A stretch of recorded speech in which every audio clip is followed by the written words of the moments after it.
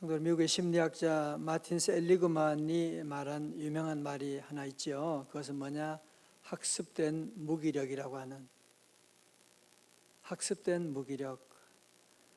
이 말은 피할 수 없는 힘든 상황을 반복적으로 겪게 되면 피할 수 있는 상황에서도 극복하려는 시도조차 없이 자포자기하는 현상. 다시 말씀드려요. 피할 수 없는 힘든 상황을 반복적으로 겪게 되면 피할 수 있는 상황에서도 극복하려는 시도조차 없이 자포자기하는 현상으로, 누구나 다 여러 번 실패하게 되면 이런 학습된 무기력에 빠지기가 참 쉽습니다. 그렇죠? 내가 벌써 벌써 몇 년째 지금 이렇게 하고 있는데 안 되잖아. 그러니까 더 이상 할 의욕이 없어지게 되고 그냥 포기해버리는. 내가 얼마나 노력했는데, 내가 아이들을 얼마나 그렇게 잘 키우려고 했는데 안 됐잖아. 그러니까 더 이상 노력할 게 뭐가 있어, 안 되지 라고 하는 생각을 가지는 게 뭐냐? 학습된 무기력이라고 하는. 여러분, 참 이게 정말 무서운 것입니다. 지난날에 해서 안 됐고 지난날에 실수하고 그런 것들이 우리가 살다 보면 그런 과거에 매일 때가 참 많이 있어요. 우리 신앙생활에도 가장 큰 적이 뭐냐 묻는다면 그것도 마찬가지로 학습된 무기력입니다. 이 많은 사람들이 예수님을, 하나님을 믿는 것이 아니고 자기의 경험을 믿는 사람들이 참 많이 있어요. 내가 해봐도 안 됐잖아. 내가 노력해도 안 됐잖아. 그래서 나는 안 될 거야 라고 하는 그런 생각을 가지고 아무런 시도조차 하지 않고 나갈 때가 얼마나 많이 있습니까? 여러분, 이 당시에 시몬이 예수님 만나서 그물을 다시 던질 수 없는 이유를 말한다면 수십 가지 얘기할 수가 있어요. 첫 번째는 내가 밤새도록 그물 던져봤거든. 당신 던져봤어? 그리고 지금은 아침이거든. 이 아침에 무슨 고기를 잡나? 그물은 다 씻었거든. 이제 끝났거든. 심을 다 끝났거든. 그리고 당신은 목수 출신이면서 무슨 전공이 다른 사람이 무슨 어업에 대해서 뭘 안다고 내한테 그런 훈수를 두려고 하는 거예요. 그러면 모든 게 끝나버렸죠. 아무것도 안 일어나게 되죠. 그러나 여러분, 시몬의 위대함이 어디 시작되는 거예요? 누가복음 5장 5절의 말씀 한번 크게 같이 읽어요. 시몬의 위대함이 어디 시작되느냐? 5장 5절입니다. 시작.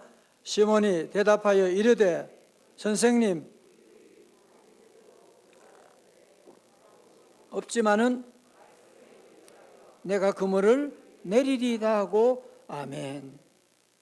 밤새도록 내가 그물을 던졌지만 아무것도 못 잡았지만 그러나 말씀에 의지해서 그물을 내리겠습니다. 여러분, 이것이 뭐예요? 예수님 말씀 듣고 순종하는, 다시 말해서 시몬은 학습된 무기력에 빠지지 않고 말씀에 의지하여 그물을 내리리다 행동으로 옮기게 됐다는 거죠. 순종했다고 하는 것이죠. 그랬을 때 자기가 상상할 수 없는, 그런 적이 없었는데 왜 그래요? 이제는 내가 주인 되지 아니하고 우리 예수님, 하나님의 아들 예수님이 내 삶의 주인 되니까 그물이 찢어질 만큼, 그래서 2배에 가득 채울 만큼 놀라운 역사가 일어나게 됐다고 하는 것이거든요. 그러면서 본다면 오늘 우리들이 자꾸 학습된 무기력에 빠지는 이유가 어디 있느냐 하면, 우리는 말씀을 듣지만 우리 가운데 어느 누가 노골적으로 말씀을 무시하는 사람 누가 있겠어요?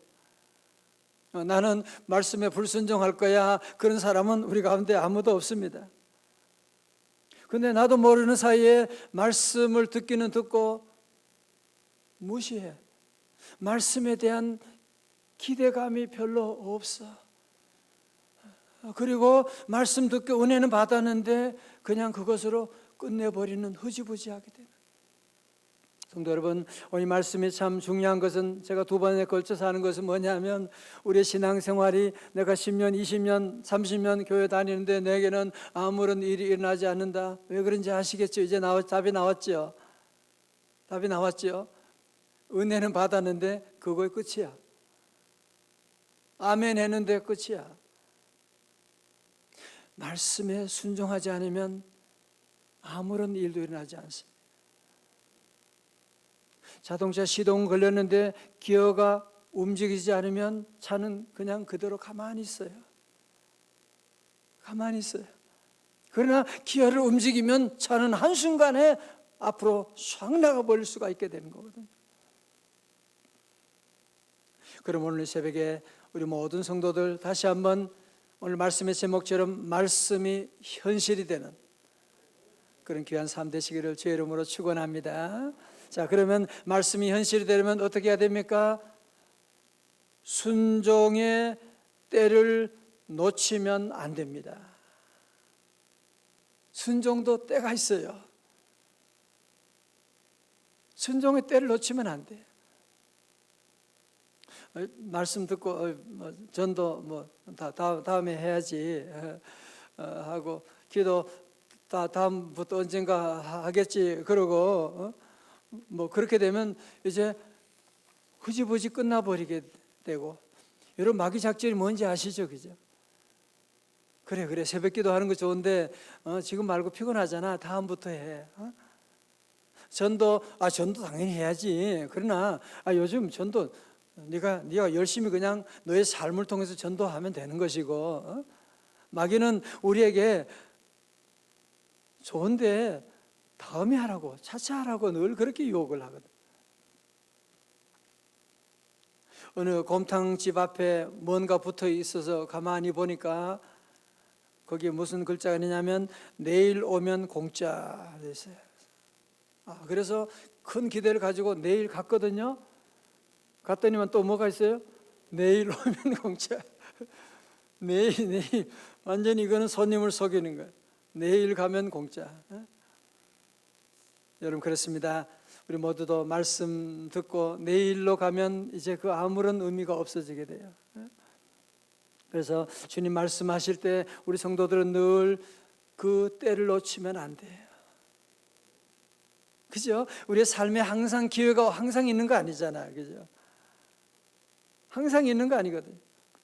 여러분, 말씀 들을 때 성령님도 역사하지만 마귀 사탄도 역사하는 거예요. 시몬도 그물을 깊은 곳에 던져 그런 말 뭐하러 들러? 너 그러다가 아주 창피당한다. 너 밤새도록 해봤잖아.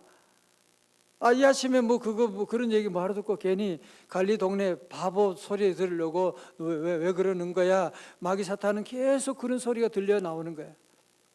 여러분도 그렇잖아, 그죠? 믿음 생활 잘해보려고 하면, 순종하려고 하면 마귀가 가만히 있지 않아요. 자꾸 우리 교회 와서 너 왜 그런 소리 왜 그렇게 하냐? 무슨 네가 11조를 무슨 너 그거 모으면 얼마나 큰 돈이 될 너 무슨 새벽기도냐? 너 잠 많이 자야 되는.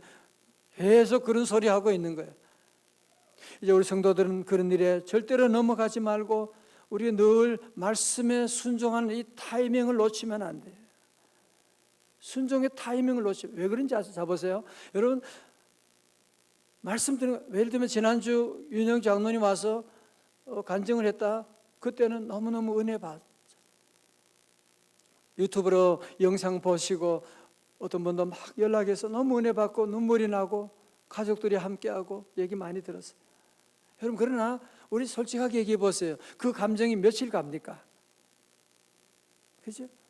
은혜 받았다 그 감정이 며칠 가냐고요. 아무리 은혜 받아도 그 감정이 이제 몇 시간만 지나면 점점 사그라지게 되고, 우리 앞에는 여러 가지 많은 수많은 현실의 아픔들이 우리를 짓누르게 되면 그 모든 감정도 다 지나버리게 되거든요. 여러분, 그렇기 때문에 은혜 받을 때에 여러분이 그 기회를 놓치면 안 되는 거예요. 야구 선수가 볼이 왔을 때 그 기회를 잡고 여러분이 쳐야 되지, 다음에 좋은 게 오겠지 그러고 계속 기다리고 있으면 그는 그만 그냥 쫓겨나 버리고 말게 되는 것이거든요. 그래서 우리 성도들은 늘 순종의 때를 절대로 여러분 놓치시면 안 돼요. 윤 장로님이 그러셨잖아요.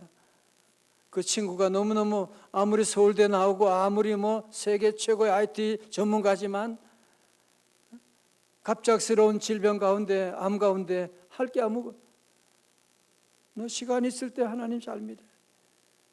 너 건강할 때 믿음 생활 잘해야 돼. 그렇잖아요. 그죠?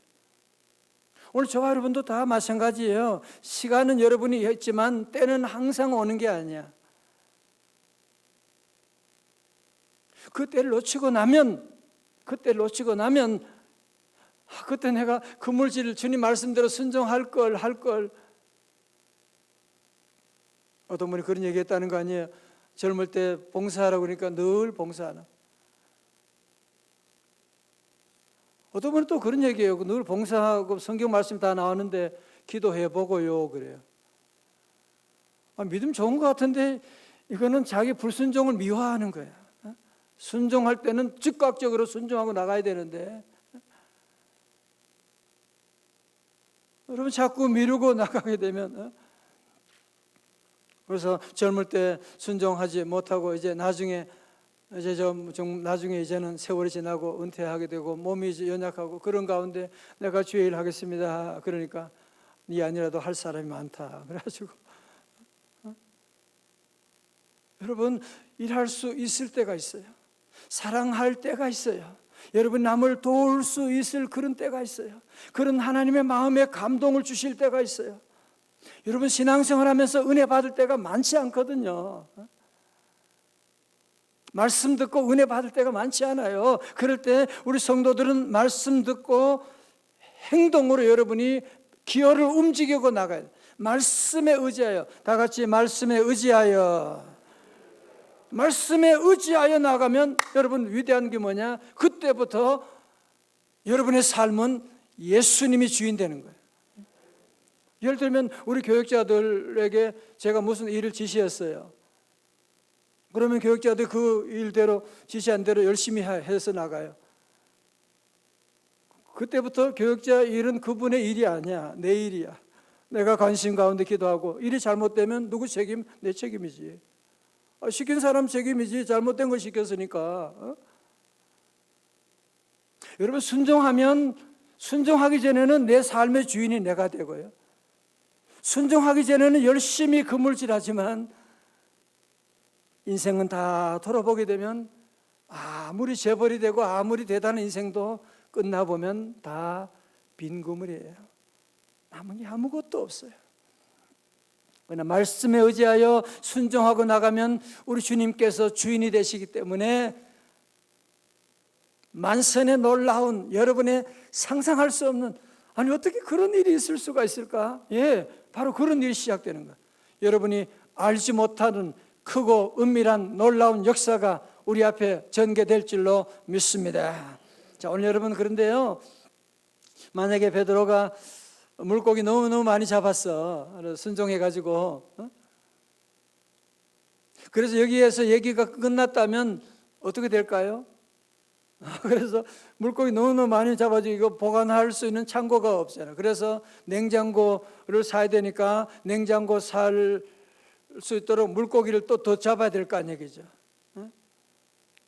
그러니까 또 물고기 더 잡으러 나갔을 것이고, 또 물고기 잡아가지고 냉동고도 하나 이제 장만하게 되고, 그러면 거기 또 채우려면 또 물고기 잡아야 되고, 그러면 또 뭐가 되는 거예요? 그의 인생은 이런 헛수고가 또 계속 반복되는. 여러분, 그렇지만 오늘 시몬이 위대한 점이 뭐냐? 여기서 그는 물고기 많이 잡은 것으로 놀란 것에 끝난 것이 아니고 그는 예수님을 만나게 된 거예요. 예수님을 보게 된 거예요. 8절에 말씀합니다. 시몬 베드로가 이를 보고 예수의 무릎 아래 엎드려 이르되 주여 나를 떠나소서 나는 죄인이로소이다 하니.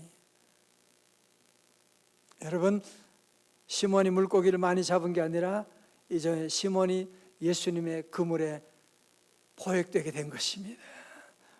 예수님의 사랑에 빠지게 되는 것입니다. 예수님의 제자가 되기 시작하게 된 것입니다. 여러분, 사실은 물고기 많이 잡아도 그거 가지고 뭘 얼마나 며칠 동안 뭐 얼마나 하겠다는 거예요. 예수님이 이제 베드로에게 물고기 잡는 차원에서 이제는 사람을 취하는 차원으로 삶의 수단의 문제에서 삶의 존재 목적에 대한 새로운 차원으로 그의 삶을 이끌어 가시게 되고, 자, 우리 10절의 말씀 다 같이요 크게 봉독합니다. 시작. 시몬의 동업자인 야고보와 요한도 놀랐습니다. 무수하지 말라. 이제 오로는 네가 사람을 취하리라 하시니. 아멘. 시몬 베드로 반응 보십시오. 11절에 그들이 베드로를 육지에 대고 모든 것을 버려두고 예수를 따르니라. 왜? 많은 물고기보다 예수님이 더 귀하니까. 왜? 예수님 안에는 물고기만 있어요? 예수님 안에는 물고기 아니라 모든 복이 주님 안에 있는 것을 보게 되고, 하나님의 아들 예수님을 만나게 되니까 자기의 모든 것을 다 내버려 두게 되고, 이제는 주님을 따르는 제자, 사람을 낚는 어부가 되게 된 것이거든. 오늘 저는 우리 성도들 모두에게 주님의 이름으로 말씀에 의지해서 만선의 복이 함께 하시기를 주님의 이름으로 축원합니다. 축원합니다. 두 번째는 여러분들이 만선의 복에서 머물러 있으면 안 돼. 여러분이 축복받았다 머물러 있으면 안 돼. 항상 축복한 성도들은 그 다음에 여러분의 축복의 목적을 알아야 돼. 사람을 낚는 어부가 되는, 복음 전도하는, 생명 살리는, 나눔 경영을 여러분이 시작하셔야 돼. 사람을 낚는 어부가 되는 그런 우리 사람을 낚는 어부의 삶을, 인생의 목적을 새롭게 시작할 수 있기를 제 이름으로 축원합니다. 오래전에 영국에서 있었던 일이래요. 런던의 템즈 강변에 있는 사람들이 나와서 산책을 즐기고 있습니다. 그런데 한쪽 귀퉁이에서 한 거지 노인이 다 낡아 빠진 바이올린을 들고 연주를 하며 구걸하고 있었어요. 이 형편없는 바이올린에서 무슨 소리가 제대로 나오겠습니까? 지나간 사람들이 별로 관심도 기울이지 않고 그냥 다 지나가고, 동전 좀 던져, 동전도 별로 모이지도 않고 그렇게 있는데, 그를 지나가던 한 외국인 낯선 한 사람이 그 곁을 지나가다가 잠시 걸음을 멈추고, 그분이 너무 측은한 마음이 생겨서 그 앞에 갑니다. 할아버지, 죄송하지만 지금 제 수중에는 준비된 돈이 하나도 없어서 미안해요. 그러나 제가 바이올린을 좀 킬 줄 아는데 할아버지 대신 제가 몇 곡만 연주해 드려도 안 될까요? 그러니까 해보게. 그래서 그 할아버지 잠시 쉬면서 이 낯선 사람이 바이올린을 연주하기 시작합니다. 바이올린 연주하는데 아까는 그렇게 삑삑거리고 볼품이 없었는데 너무너무 감미로운 음악이 들려 나오는 거예요. 지나가던 사람들이 발을 멈추게 됩니다. 어떤 사람은 그 연주를 듣고 눈물을 뚝뚝 흘리게 되는 거예요. 그러면서 삽시간에 사람들이 모여서 그 할아버지가 그 모자에다가 동전을 넣기 시작하는데 그냥 수복이 쌓이게 되는 거예요. 이 낯선 외국인은 계속 연주를 몇 곡 쭉 하게 되는데, 연주하는 가운데 어떤 한 사람이 큰 소리를 쳤어요. 저 사람이 바로 파가니니다. 저 사람이 바로 파가니니다. 유명한 바이올리니스트 파가니니가 그곳에서 연주하고 있었다는 것이거든요. 제가 이거를 보면서 우리 모두가 다 망가진, 우리 모두가 다 낡아버린 우리의 인생이라고 할지라도 말씀에 의지하여 우리 예수님께서 우리의 삶을 연주하게 되면, 여러분, 주님이 연주하게 되면 우리의 삶이 얼마나 놀라운, 만선의 복이 아니라 그 이상의 놀라운 복이 예비되어 있거든요. 그러면 사랑하는 성도 여러분, 여러분 자신 내가 못한다, 나는 아무것도 없다, 아니 나는 그렇게 노력해 봤는데 벌써 지금 내 인생 이게 뭐야? 라고 하는 분이 계실지 모르지만, 그러나 우리 성도들 절대로 낙심하지 말고 다시 우리 인생의 배 예수님을 모시고, 그리고 예수님이 우리의 삶을 연주하도록 내어드리는 거예요. 다 같이 아멘. 여러분의 사업도 내가 자꾸 주인되어 열심히 뛰어다니고 이 사람 저 사람 만나야 되지만, 여러분 먼저 하실 일이 있어요. 예수님께 우리 회사를 주님께 맡겨드려요. 주님, 우리 회사를 연주하여 주세요. 주님 연주. 여러분 자녀도 우리 잔소리로 안 되는 것 여러분이 이제는 깨달았잖아요. 그죠? 아무리 잔소리하고 아무리 애써도 안 되는 우리 인생이, 아무리 노력해도 마지막은 빈 건물 인생인 거 여러분이 알고 있잖아. 이제는 어떻게 해야 돼요? 주님께 맡겨야지. 우리 주님, 우리 사랑하는 자녀를 주님이 연주해 주세요. 우리 주님이 만져주세요. 저도 자녀 4명 키우면서 제가 할 수 있는 게 아무것도 없더라고요. 정말 할 수 있는 게 아무것도 없어요. 어제도 어떤 부모님이 그런 얘기해요. 목사님, 제가 할 수 있는 게 아무것도 없어요. 아무것도 없어요. 예, 아무것도 없죠. 주님께 맡겨드리고, 주님 연주해 주세요. 주님 은혜 내려 주옵소서. 그래서 여러분 모두 다시 한번, 우리 모두 더 이상 내 경험을 의지하는, 그래서 열심히 살아가는 베드로가 시몬이 아니라 이제는 말씀에 의지하여 그물을 내리는, 은혜 받을 때 즉각적으로 순종하고 믿음으로 도전해 나가서 만선의 복을 통하여 선교하는 삶 기업 다 되시기를 주님의 이름으로 축원합니다. 축원합니다.